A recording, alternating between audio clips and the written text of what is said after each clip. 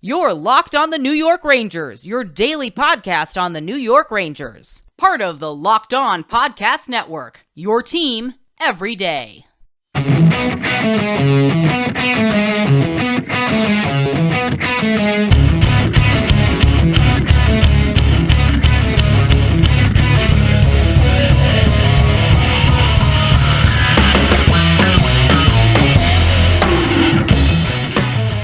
Welcome back, Blue Shirts fans, to episode number 589 of the Locked On New York Rangers podcast. I'm your host, John Chick. Just wanted to thank you guys for making Locked On New York Rangers your first listen every day. We are free and available on all platforms. That song you are hearing right now is, of course, Leave the Lights On from our good friends in Passafire. You can check those guys out anywhere you get your music.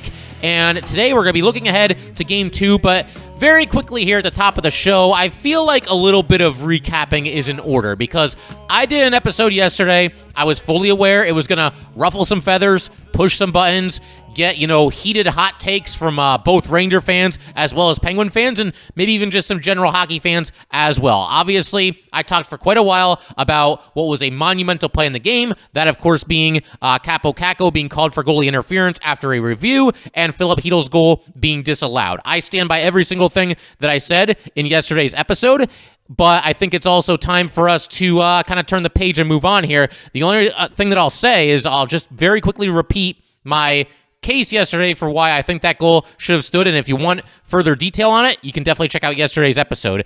My very simple explanation here was that I don't think goalie interference should have been called. First of all, it was ruled a goal on the ice, and secondly, Dryden Hunt very clearly made contact with Kaapo Kakko, and I don't think you can look at that play and know for sure, 100% certainty that Kakko would have made contact with Casey DeSmith had it not been for the contact of Dryden Hunt. So that's pretty much it. Case closed. That game is over and done with. Rangers are down 1-0 to the Penguins in this series after what can only be described as a triple overtime heartbreaker, but certainly all is not lost. I also laid out in yesterday's episode some of the reasons why I think the Rangers are still in this series, so again, definitely check out that episode if you missed it. As for today, again, I put out the episode. I heard it from some Penguin fans for sure. I was fully expecting that, and I got everything that I kind of knew was heading my way, and that's all good. As long as you keep the gloves up, you keep the punches above the belt. You can tell me I'm completely wrong about something. I'm completely cool with that. Love debating hockey with Ranger fans, Penguin fans, fans of any team in hockey, or just general hockey fans. And one of the things that I think, I'm going to go out on a limb here and say that these were mostly Penguin fans, but a lot of Penguin fans said, you're going to complain about this call. The Rangers had every opportunity to win this game. It was in triple overtime. You were up against a third-string goalie. None of that is wrong. I mean, the Rangers definitely could have played better. They did not quite have their A game. I thought it was certainly a spirited effort, but there were a couple of instances where they were sloppy. I mean, for starters, I think you got to look at, as far as, areas where the Rangers can improve here. They could have scored more goals. I mean, Casey DeSmith is a solid goalie, and I think one of the better backups in the league. He played the vast majority of that game. They only got him for 3 goals. And then Louis Domingue comes into the game. He's barely played hockey at all, or at least NHL hockey, over the past couple of seasons. Rangers can get the puck by him either. We're going to talk more about Domingue because he's actually going to be starting in Game 2 tonight.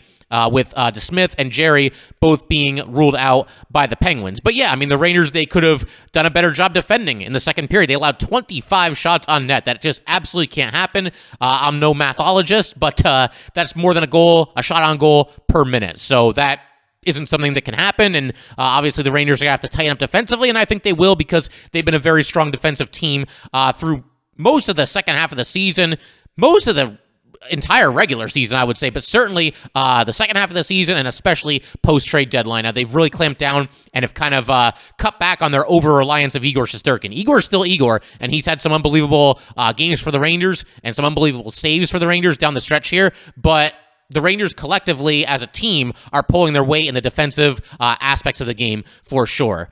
And something else the Rangers could have done is not turn the puck over 75 times. Now, giveaways, takeaways, it's always a little bit subjective, and obviously some giveaways aren't as bad as others. I mean, if you're trying to make a pass in deep and you've got somebody there on the doorstep and he's, got an opportunity for a tip-in goal and the pass gets intercepted, I mean, so be it. It happens. It's a hockey game. You're not going to avoid giveaways. But 75, yeah, even with the triple overtime, that's too many. Rangers have to do a better job taking care of the puck in this upcoming game for sure. And I mentioned this briefly just a second ago, but to me, this is probably the biggest storyline heading into Game 2 here from either side, and that is, once again, the fact that Casey DeSmith is injured and will not dress tonight. He's out with a lower body injury, as is Tristan Jarry. The lower body injury, one of only 2 injuries that exist in hockey. It's lower body injury or upper body injury, and both of the Penguins' top 2 goalies will be out with that. Now you got Louis Domingue, who came in to Game 1 in relief in the double overtime period and stopped all 17 shots that he faced. He will start in net for the Pittsburgh Penguins tonight, and he will, of course, be opposed by Igor Shesterkin. And as for Jarry, I'm pretty sure that the Penguins ruled him out even before the series began. They announced that he was going to be out for at least games 1 and 2, and that was their statement that they made before the series began. And of course, now he is indeed not going to be playing in either one of these games. It sounds like the Penguins are just going to be taking it day to day as far as Jarry potentially returning to this series at some point, but it sounds like all along the Penguins were fully intending to be without him for the first 2 games, and he'd be out there if he was available because he had a heck of a season for himself after a rough playoff showing last year. The Penguins stood by him. They stuck with him, and you got to believe he'd be in there against Igor Shesterkin if he could be. But turning our attention back to Louis Domingue here, I think most hockey fans, whether you're a Ranger fan or whoever it might be, I think you've at least heard of Louis Domingue by now. He's been in the league for quite some time. He's 30 years old. He's bounced around quite a bit. I've always associated him most commonly with the Arizona Coyotes, but man, has this guy bounced around the league. He went from the Coyotes to the Lightning, to the Devils, to the Canucks, to the Flames, and now this season with the Penguins. And in fact, he has played for 5 different teams in the past 4 seasons. So the very definition of a journeyman goalie. And in fact, he's never made more than 36 starts in a single season. He did that back in 2015, 2016 with the Arizona Coyotes. And, on top of all that, we mentioned that, obviously he's a journeyman. He's never really been, a true franchise goalie at any point in his career. But in the past 2 seasons combined, last season and this season, Domingue has made a grand total of just 3 starts in net. 2 with the Penguins this season, 1 with the Calgary Flames last season. For his career, 142 games, 126 starts, a record of 59, 60, and 10, goals against average of .304, a save percentage of .905, and 2 shutouts. And basically, everything I'm saying right now just translates to the fact that the Rangers really need to take advantage of a pretty fortuitous hand that they've been dealt here and defeat a guy who, on the Penguins right now, is a third-string goalie and a guy who, at best, is a career journeyman. The Rangers, we've got the likely Vezina winner in Igor Shesterkin. He's going up against a third-string goalie. And once again, a third-string goalie that has started just 3 NHL games over the past 2 seasons. And let me also make something else clear here. I would never wish injury on anyone. Never would I want somebody in any pro sport, any college sport, or anything else to get hurt doing what they do. It's obviously a bad situation. And, I think Ranger fans and Penguin fans, we may not agree on a lot, but one thing that I think that all hockey fans can agree on, and even Ranger fans and Penguin fans, is that it'd be best to see both these teams at full strength for the entirety of this series. And that way, all the best players are out there. There's no shortage of star power on either side, and you can basically just let these teams settle it. And it doesn't come down to, well, this guy was injured, or that guy was injured, or that guy was out of the lineup for a couple of games, or this happened, or that happened. There's no excuses. Everybody just is out there, and may the best team win. But again, facts are facts here. The Rangers do catch a bit of a break going up against a third-string goalie due to the fact that the Penguins' top 2 goalies are both injured and unavailable for this game. And look, that's also not to say that Domingue is completely incapable of giving the Penguins a good start. For starters, he's a goalie in the NHL. He's got to be doing something right. You make it to the NHL, you are a big-time hockey player. No 2 ways about it. And we got to acknowledge the fact that Domingue looked really sharp in Game 1. Again, he came into that game ice cold in the second overtime period, had a couple of seconds to stretch in the crease, and then it was off to the races. He's in a double overtime game against a rival, and has to prevent the puck from going in or else his team loses, and that's exactly what he did. Stopped all 17 shots that he faced, and for anyone who might be wondering about this, that was only the 2nd career playoff game of Domingue's career. But again, when you look at his track record, very mediocre numbers for his career. That's probably putting it kindly. Again, the save percentage is barely above .900. The goals against average is above 3, and so again, he is what he is. He's somebody that provides you some organizational depth, and at best is going to be the number 2 goalie or number 3 goalie on any particular franchise. But when you look at Louis Domingue and you compare him to Igor Shesterkin, this should be a massive advantage for the New York Rangers in Game 2. And obviously, you hope that the Rangers can just come out flying just like they did in Game 1 and hopefully overwhelm Domingue in the early goings, put up a couple early goals, and just never look back. Because again, Domingue, credit for what he did in Game 1, but this is somebody who, once again, has barely played NHL hockey of any kind, much less any Stanley Cup playoff, NHL hockey over the past 2 seasons. Again, just the 3 starts in the last 2 seasons combined, and then, of course, the relief appearance in Game 1. But we're just scratching the surface here. Want to talk about potential lineup changes for the Rangers as far as guys maybe coming into the lineup, maybe going out of the lineup, as well as the idea of maybe juggling the lines a little bit. There was an idea on social media that was floated out there that I'm going to talk about in just a second and kind of just weigh in on it, decide if I agree with it or disagree with it. And we will get to all that in just a second. But first, I just want to let everybody know that today's episode of Locked On New York Rangers is brought to you by Athletic Greens. Our next partner has a product that I use literally every day. I started taking AG1 because I wanted more energy and I wanted a supplement that actually tastes great. Now I've been on it for about 4 months and I love it. It doesn't taste like it's super healthy. It has kind of a mild tropical taste that I actually look forward to each morning. So what is this stuff? With 1 delicious scoop of AG1, you're absorbing 75 high-quality vitamins, minerals, whole food source superfoods, probiotics, and adaptogens to help you start your day right. This special blend of ingredients supports your gut health, your nervous system, your immune system, your energy, recovery, focus, and aging. It is lifestyle friendly, whether you eat keto, paleo, vegan, dairy-free, or gluten-free. It costs less than $3 a day. You're investing in your health, and it's cheaper than your cold brew habit. Athletic Greens has over 7,000 5-star reviews. Right now, it's time to reclaim your health and arm your immune system with convenient daily nutrition. It's just 1 scoop and a cup of water every day. That's it. No need for a million different pills and supplements to look out for your health.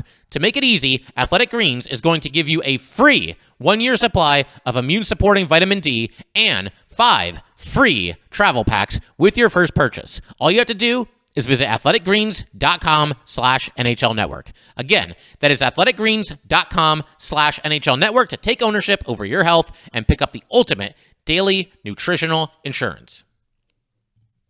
All right, just want to thank you guys for making Locked On New York Rangers your first listen every day.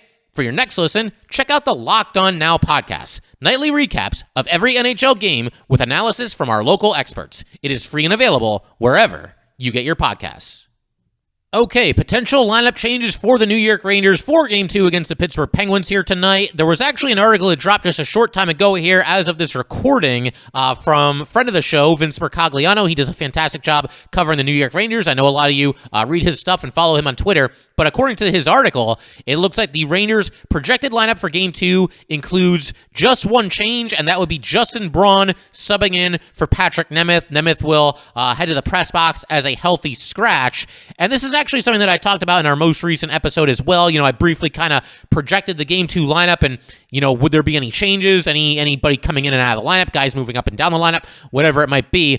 But I came to the conclusion that, after a triple overtime game, it might not be the worst idea just to have somebody out there who's fresh, at least one guy who didn't play in the most recent game. And of course, the Ranger defensemen, they're playing just a crazy amount of minutes in that game. They were without Ryan Lindgren for pretty big chunks of the game as well. And so as a result of this, every single New York Ranger defenseman, not named Braden Schneider, who was out there for 22 minutes and 19 seconds, all the other 5 Ranger defensemen had at least 28 minutes and 44 seconds of time on the ice. And that includes Patrik Nemeth, who was out there for 29 minutes and 52 seconds. And Nemeth and Braun, it's been kind of a toss-up between the two of them down the stretch this season. I think they've both played fairly well. I think certainly you could do worse for your number 6 defenseman, no matter what team you are or what situation you're in. But one thing that's definitely working against Patrik Nemeth, I think, is the fact that he took 2 penalties in Game 1. And so, you don't want to keep giving the Penguins power play opportunities. We know that they've got a lot of star players over there, guys that are more than capable of putting the puck in the net. And of course, they ended up scoring on one of their power play chances. That was a 5-on-3. But, again, I think it's only fair to give Justin Braun a chance. Like I said, there was little to no separation between the two of them as far as how they were playing down the stretch here. The Rangers lost Game 1. Nemeth took 2 penalties. I think it's okay for Justin Braun to get a chance. I will say this about Nemeth, though. He made a play in the first overtime period that was outstanding, and it prevented a potential grade A golden scoring opportunity for the Penguins. He had Crosby in the corner in the Rangers zone, and he made a pass, kind of diagonal back in the direction of the blue line, and I think it was Rust. Rust had just come onto the ice, during a line change there. There wasn't a Ranger anywhere near him, and if this pass connects, Russ would have had basically a red carpet right to the net. And who knows, maybe Igor Shesterkin makes a phenomenal save. He's certainly capable of doing so, but again, that would have been a brilliant scoring opportunity for the Penguins, but instead, Patrik Nemeth, last-second reaction, reaches out his stick, pokes the puck away, prevents the pass from being completed. And if Nemeth doesn't make that play, it's possible.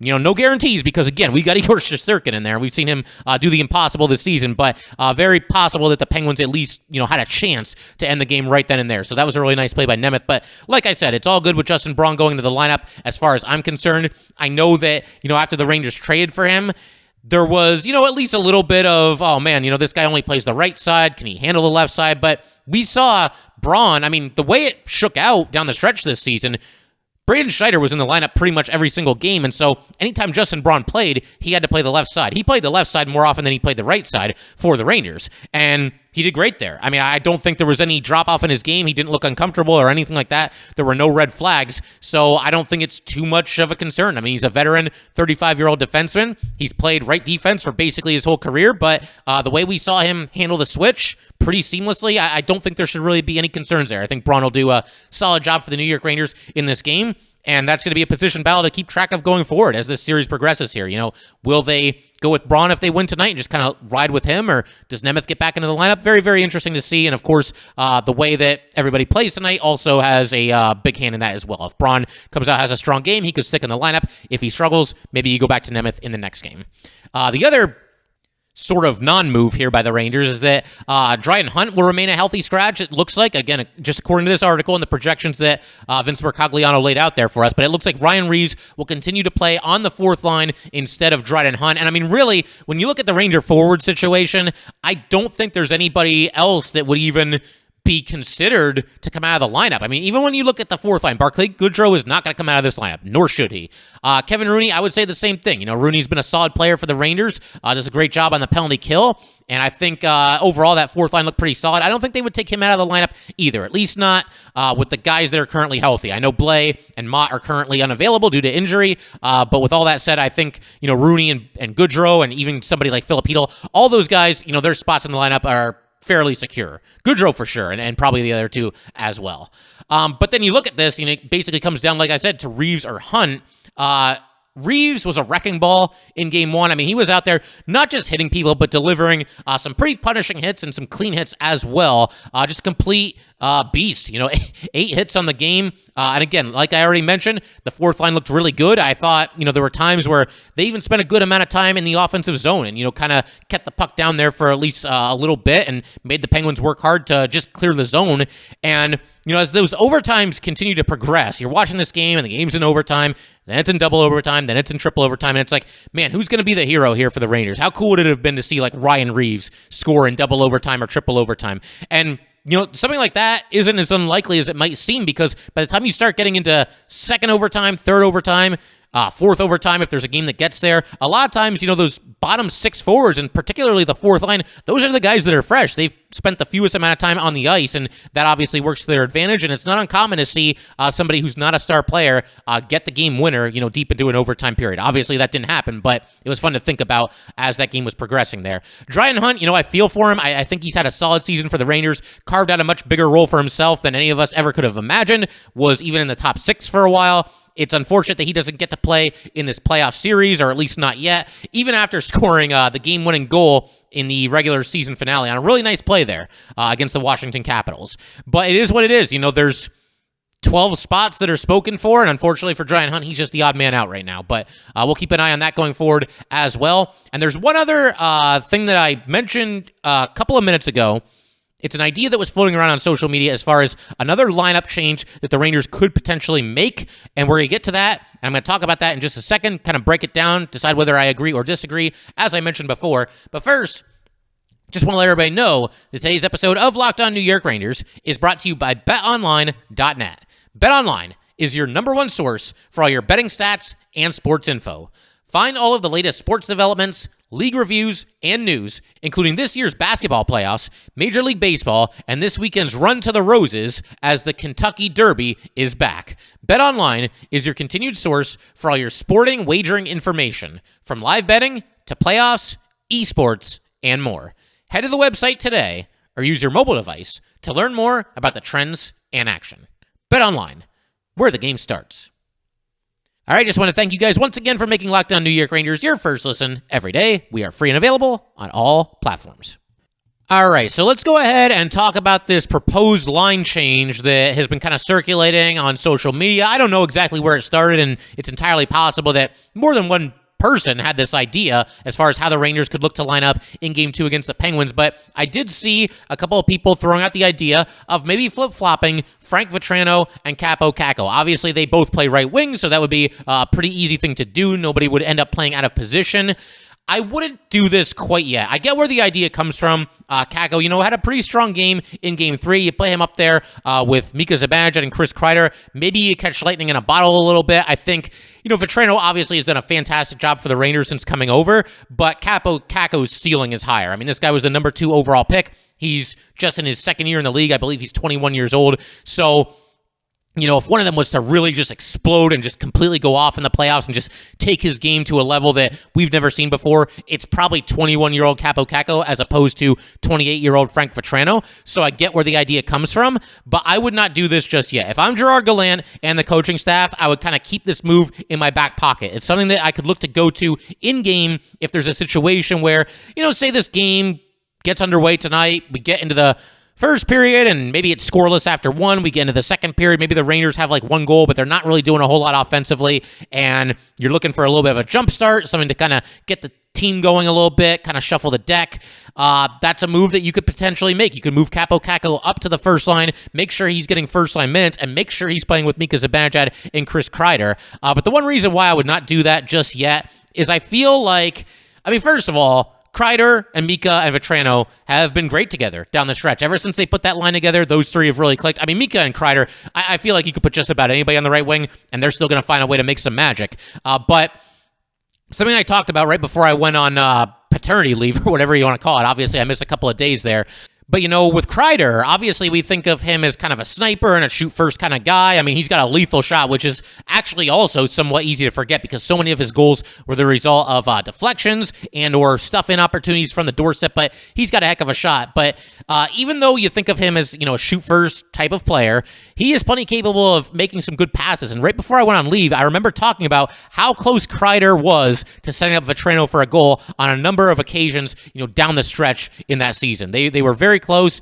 Sometimes, maybe the shot was just off or the pass was just off or maybe the goalie made a really nice save. But they've been really, really close. And I would like to see Vatrano continue to just be able to shoot the puck on that top line and benefit from the fact that he's got Kreider passing to him, and especially benefit from the fact, that he's got Mika Zibanejad passing to him. This kid has an absolutely lethal shot. He put 6 shots on goal in the Game 1 loss to the Penguins, and I think that certainly if he continues to get his opportunities to put the puck at the net, sooner or later, he's going to get one. And he'll get more opportunities playing with Zibanejad and with Kreider than he will on the third line. And then just a couple other closing thoughts here before we call it a day. One positive takeaway that I had from this game against the Penguins, there were a lot of faceoffs in this game. Obviously, it went 3 overtimes.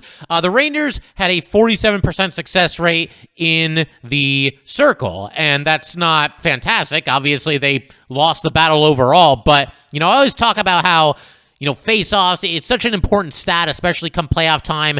And when you look at the regular season numbers, Penguins were 11th in the league in the regular season, winning 51.1%. The Rangers were 24th in the league at 48.1%. So, both teams are fairly close to 50. But again, I think this is a big stat. The Penguins' game-winning goal was due at least in part to the fact that they won an offensive zone face-off. And the Rangers, they had a couple of chances to maybe clear the puck. There was a battle for the puck behind the Ranger net. The Penguins won that, and the Rangers never got the puck back again. And, of course, Marino shoots, Malkin deflection, and it goes in. But faceoffs are huge, and, when you win a defensive zone faceoff, you'll never know how often it would have led to a goal had you lost that defensive zone faceoff. So they're tremendously important, and even in ways that can't necessarily be measured.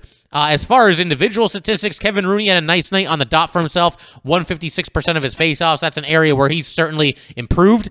Somebody else that stood out, and not necessarily in the best way, was Filip Chytil. He won just 10% of his faceoffs. So that's not good, and honestly, looking at this game tonight, and really the rest of the series, and hopefully the rest of the playoffs, Filip Chytil can't take faceoffs when the Rangers have a faceoff in their own zone, because you're basically just conceding possession of the puck. Now, he's going to do better than 10% going forward. How could he not? But as we all know, winning faceoffs has never really been a strong point of Filip Chytil's game. The only problem, is that there's not really another option. The only thing you could maybe do, you could put Barclay Goodrow onto the third line, and then he takes faceoffs, but then you'd have to drop either Kakko or Lafreniere or somebody like that to the fourth line. I certainly don't think you want to do that. So the way things currently stand, you're kind of stuck with Filip Chytil taking faceoffs on that third line. But like I said, I think in a perfect world, maybe Chytil is only taking faceoffs that occur, preferably in the neutral zone, but definitely not in the Rangers' own zone, because you cannot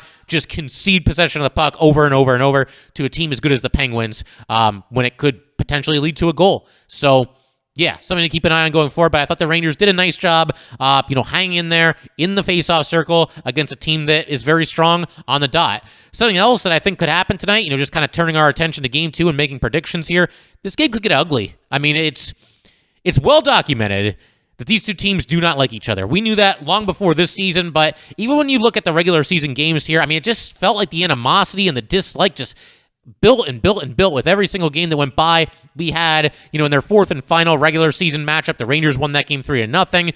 There was, a big fight at the end of the game. Everybody basically involved, and then basically just a gigantic standoff at the red line, and that could have gotten completely out of hand. It was a powder keg ready to go off, but cooler heads eventually prevailed. The Penguins finally left the ice. The Rangers celebrated their win, but I think this game has a potential to get nasty, and I think that's especially true when you consider the fact that when you look at an NHL Stanley Cup playoff series, look, it's always physical. It can occasionally get very, very nasty, but I think games 2 and 3 tend to be the ones where the fireworks are at their highest, because game 1, there's always a little bit of a feeling out process and everybody kind of getting reacclimated to playoff hockey, especially in the first round, and just kind of getting a sense for how this series is going to go. By the time you get to game 2, whoever lost game 1 is desperate. They need to get back into the series. The team that won game 1 is desperate to take a stranglehold on the series, and there's just a lot of fireworks. It just feels like that's how it usually is. Games 2 and 3 specifically, there's more fighting and more physicality and more extracurriculars than in the rest of the series, because by the time you get to like games 6 and 7, nobody's going to be looking to fight, because you can't risk, taking an instigator penalty or something along those lines in a situation where it's do or die time, in a game 6 or a game 7. So, yeah, I'd look for the temperature to really rise in this one. Could get really, really nasty. Definitely looking forward to seeing whatever happens there. I mean, I'm not advocating for senseless violence, but I get the feeling that this one could definitely get ugly. And something else that I noticed, and I was talking to actually both my parents about this, they're big-time Ranger fans as well. There is a quickly budding rivalry between K'Andre Miller and Sidney Crosby. It feels like the two of them, when they're on the ice, they always seem to find each other, and whenever the whistle is blown in whatever zone or however the play stopped, it seems like those two are always kind of barking back and forth at each other. So I've kind of just enjoyed that, kind of new rivalry that's developed over the past couple of years. K'Andre Miller, the Rangers were playing the Penguins last season, which was obviously Miller's rookie season. And one of the early highlights of Miller's rookie season, he was, behind the Ranger net and trying to, defend against Sidney Crosby. And Crosby's kind of skating back and forth with the puck, trying to shield the puck, trying to shake this kid off of him. And he just couldn't do it. And then eventually, Miller stayed with him all the way. He knocks Crosby off the puck, picks up the puck himself, and just skates away with it. So right then and there, you could tell why K'Andre Miller was a surprise opening night roster member last season, and obviously he's stuck in the NHL and has just gotten better and better since then. But I, for one, am definitely enjoying this rivalry that's going on between Miller and Crosby. Reminds me a little bit, actually, of Mark Stahl and Alex Ovechkin. The two of them when the Rangers and Capitals would play each other, they would always find each other. They would always hit each other. I thought it was always clean by both of them. I don't think there were ever any dirty hits. But, man, those two laid into each other every single chance that they got. And, I haven't really watched any Capitals versus Red Wings games over the past couple seasons here. Maybe that rivalry is still going. I haven't seen those games. But that was always fun, and this has been fun too, K'Andre Miller versus Sidney Crosby. But that will pretty much do it for today, guys. Once again, I just want to thank everybody so much for everybody who reached out to me to wish me well and wish my family well after the birth of our daughter, and for also just being very patient, very understanding that obviously I was going to miss a couple episodes here, and not have 5 episodes, certainly last week when our daughter was born. That really means the world to me. Thank you guys so much. And let's go Rangers. We're going to be back to talk about whatever happens in Game 2 in our next episode. But that will do it for today, guys. Once again, if you'd like to get in touch with this podcast, please send an email to lockedonnyrangers@gmail.com. Once again, that is lockedonnyrangers@gmail.com. And definitely give us a follow on Twitter as well, @LO_NY_Rangers. Once again, that is @LO_NY_Rangers. Thanks again, guys. I'll see you next time. Thanks for making Locked On New York Rangers your first listen every day. Now make your second listen Locked On NHL. From first-round matchups to each Stanley Cup kiss, Locked On NHL covers the playoffs like no other. Hear the latest news and opinions from local experts every Monday through Friday. It is free and available wherever you get your podcasts.